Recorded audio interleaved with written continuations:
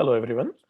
Today, we are going to look at how the background tasks are created, handled by Android using some very simple apps in a fairly superficial overview of these aspects.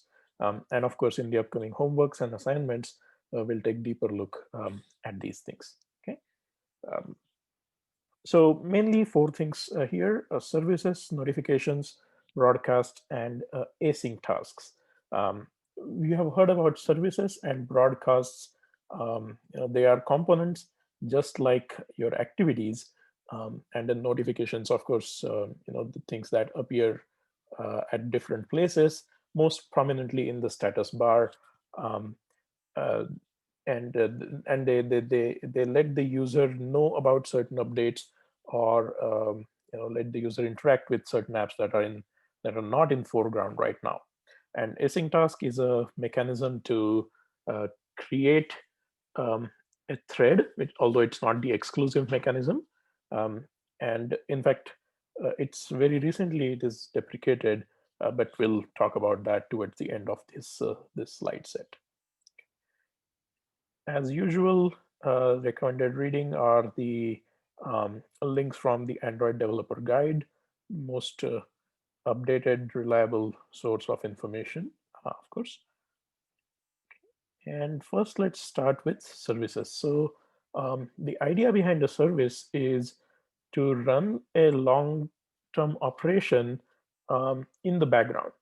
And a service is a component that does not have a user interface. In fact, I mean, activity is the UI. It can host fragments, but it's primarily the activity that is the UI controller. Services do not have um, a UI at all. They simply run in the background and can send notifications and such things, as we'll see in this slide set. So the idea is, you don't want to always be engaged with an activity. There are certain things that you may want to perform in the background while you are doing something else. Um, for example, you're playing a music and it should go on in the background while you're doing something else, like say check your email. Similarly, in the say in the through the email app, you are downloading a file. It would be a terrible user experience if you are stuck while the file is being downloaded and you can't do anything else. Typically, you set it to download while you go and do something else, like play a game. And such downloads may include, say, the system downloads, which can take a lot longer, and there is nothing interesting for you to do while that is happening. So all these things can be handled as a service in the background while the user continues doing something else. Um, a key point here is service by itself is not a new process or thread. Um, and unless you have set it up to create a new thread, it's going to keep eating from your main thread resources. But it will work in the background. So it won't really consume any UI, but it will take your main thread unless you take care of that. Okay? So that's something to note and keep in mind. Okay. There are three types of services: foreground, background, and a bound service. Foreground service is when uh, an operation that is noticeable to the user is being performed. A foreground service must display a notification. When you use a foreground service, um, the notification is required because the users are sort of actively aware that the service is running. And you might have seen, continuing with the previous example, when you're downloading the new version of Android, when you're upgrading it, it keeps showing that down arrow in the top status bar. And in fact, it animates it to kind of tell you that, okay, I'm downloading um, the new version and you're due for an upgrade, that sort of a thing. Um, your music player can display an icon there while the app the music is being played, and so on. Um, Another thing about these notifications with the foreground services is the notification cannot be dismissed unless the service itself is stopped. are in some way removed from the foreground. So while that service is still there in the current memory of the device, the notification will keep showing. Um, so that's about the foreground services. Um, for background services, it's essentially an operation that is not directly noticed by the user. So, a typical example is the OS optimizing the storage, or some of these storage management apps optimizing the storage behind your back. So they could be shifting things around, um, clearing the trash, etc. But the user is not actively engaged with it. Like you're not going to go and pull down and pop up and see uh, where the files are being moved. That can be a part of the activity of the storage management app, but it's not necessarily a service. So that's going to happen behind your back, and there will be no notification as such for this. Finally, there are bound services, which essentially create a client user um, interface, or a mechanism to allow the components to interact with the service, send requests, receive results, and so on. In some cases, they can even do some inter-process communication. So these run only as long as the other application component is bound to it. And the first two are handled. I mean, the way to start the first two is different from the way to start the bound services. We are going to look at an example of a foreground service in the form of a very simple, even silly music player. Um, so before that, life cycle of a service. So there are life cycles for activities that we have seen, fragments we have seen, and then next, similarly, you have life cycle for services. Um, and the you'll find that it's very consistent with the activity and fragment services. Activity and fragment life cycle methods um, to a great extent. Like we have the on create and on destroy methods on here. And yeah, by the way, this diagram from the Android developer guide shows the foreground and background services on the left and the bound services on the right. And you can see there is a lot of overlap. The highlighted portion, the active lifetime, is somewhat different. The first two categories start with on start command, whereas the bound services start with on bind and they stop with on unbind. Um, so with the bound services, um, as long as there are clients bound to it, the service will keep running. When the last client unbinds itself, then the service goes to on unbind and then on destroy, and the service shuts down. So that's the flow there. Whereas here, you'll have on start command, service is running, and then you can stop it, and then it goes to destroy and so on. Okay, so now you may be wondering, so when we talked about the databases, when we saw that example of the journal app, um, we used an executor to create a spawn a thread, a single new thread, and wrote the things to the database on that thread. So your insert operation, for example, we executed on the executor on a new single thread. Um, Whereas the live data itself takes care of handling that, if you remember. Now the question is, um, when do you choose a service versus a thread? And the answer is in understanding what really a service is supposed to be. A service is a component that can run in the background, um, even when the user is not interacting with it, right? So that's the idea. But it's a full-fledged component. It's not a small task that you can handle as a thread, and won't necessarily need coming back to. So it's recommended that you create a service only if that is what you really, really need. So here are two examples, and hopefully those should help clarify. So the music player that we are going to build, right? It should run in the background while you're interacting with another app, or even do something else like close the close the phone display. Maybe you're playing your favorite music while you are working on an assignment or doing something else, right?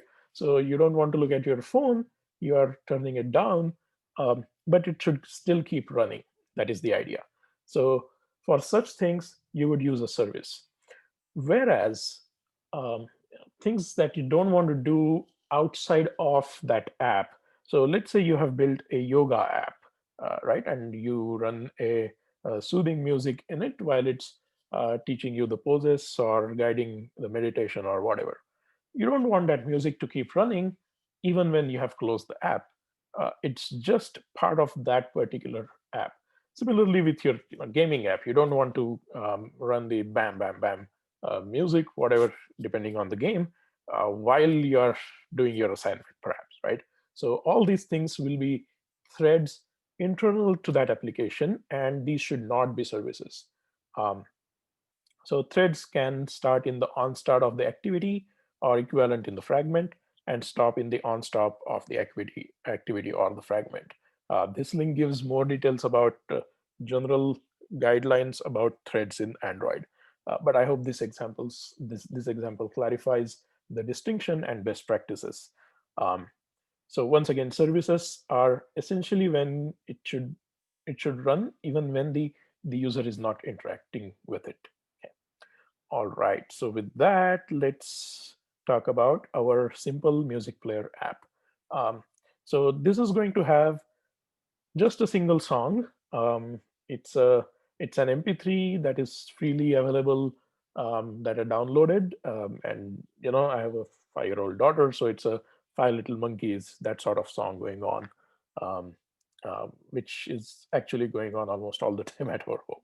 Anyway, so we just have that one song which will load, and um, the start button will start playing the song, and it will display a notification in this top bar, and we'll see how the user can go to some other app or close this app, and such things, and the song should keep playing. And the stop button will just stop the song. The music player interface in Android allows you to build or allows you to do things like seek forward, rewind a few seconds, do this, do that, which any typical music player does. But this app, as of now, doesn't do that. Perhaps you can use it in one of your projects, or we may come back to it in one of the assignments. But for now, it just this. All right, so let's look at the activity. The UI is fairly simple. I'm not going to show the XML. Um, what else do we have here? We have the onCreate, which creates um, an intent for starting the music service. And it's an explicit intent. We'll have the music service class in our package itself. Um, so it's very much like creating the explicit intent for activities. Then the start button has a listener attached with it, which simply starts the service. And the stop button again has a listener attached to it, which basically just stops the service with the same intent as an argument. So fairly straightforward, right? Just to confirm, this is what we are doing here. And that start service will launch the notification icon in the status bar. Okay, so you see that small play button. Let's go back. So no play button here, and a small play button here, right? So that's what we'll achieve when we start the service. And finally, when we stop the service, it's going to go back again, right? Um, yeah, so apart from this music service intent, there is no surprises here or no new things here. All right. Now we are in the music service class. It extends service, as you would imagine, extends a service class, like activity, you have service, like fragment, etc. You have service as a class. And what we are doing here is you're creating a media player instance with the current context and giving it a song. Now, where is this song coming from? Any guess where this file will be? I'll give you a few seconds to think about that. Okay, and here is the answer. I just hope I open the right project. No, the other one.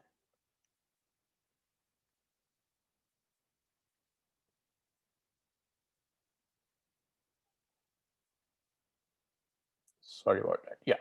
So here is our music player project, and inside resources, you have seen layout, and then you do layout dot. You have seen drawable, then you do drawable dot.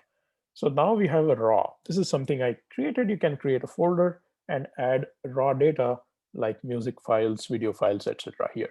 And we gave it a name song.mp3. So that is the one you are accessing here. Okay. Um, yeah, that's where it's coming from. All right, let's go back to slides. Yes. So you load the music player with that song, and if the music player instance is not null, um, you have created it. You set looping to false. You don't want to play the song again and again. You want to stop it once it's done. And the media player has its own methods, which you can go and look up in the documentation for media player. Basically, what you're doing here is um, setting the on completion listener, which basically is going to go and stop this particular music. Okay? We'll see where this start ID is coming from in a second. But this is essentially uh, uh, uh, a listener which will stop the service after the music is completed. Okay, so stop self is a call in the service class. And finally, you create a notification, which is what shows the icon in the top status bar. Okay. Let's quickly go through the remaining items here. So in the music service class, you have an on start command, which takes three parameters: the intent, flags to specify certain other things, and the third is the start ID as the integer. So this is the one that we'll use to stop the service. On start command took an ID, and then you use the same ID over there. So the first thing you do in on start command is, if the player is not null, set this start ID field to the given start ID parameter. I mean, so that's how you're storing the ID, which we'll use to close it. Okay. Then if the player is playing, the clicking of start button will rewind it back to the beginning. So seek to 0. So you can see you can use the seek to button to go, rewind forward or do anything like that with additional buttons, which we are not doing here. Um, and if it is not playing, then it should basically stop it. So that's the plan here. Okay. Um, and you return an integer from this, which in this case is going to say start not sticky. So there can be a sticky service which will be started if it is killed for some reason, but we don't want to run our service again if it's killed, for resources or something like that. Um, and it's just a choice. It's not the recommended way. So it will stop if it's killed, basically. That's what we are saying here. Okay, then you have on destroy. On destroy stops the player and releases the player. Again, stop and release are on the media player class. So they're the standard methods there. You can look up the documentation over there. And onBind is a method in service class which must be implemented. But if you don't want to bind this service to a client, you just return null like we are doing here. So we are not binding it to anything. So we are good. Okay. All right.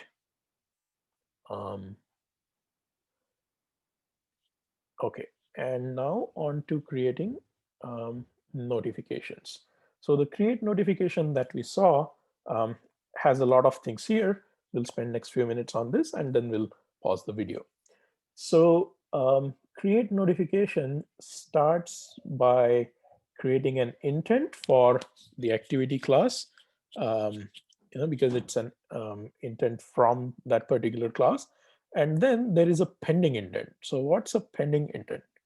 It's a description of an intent, um, and a target action to be performed with it.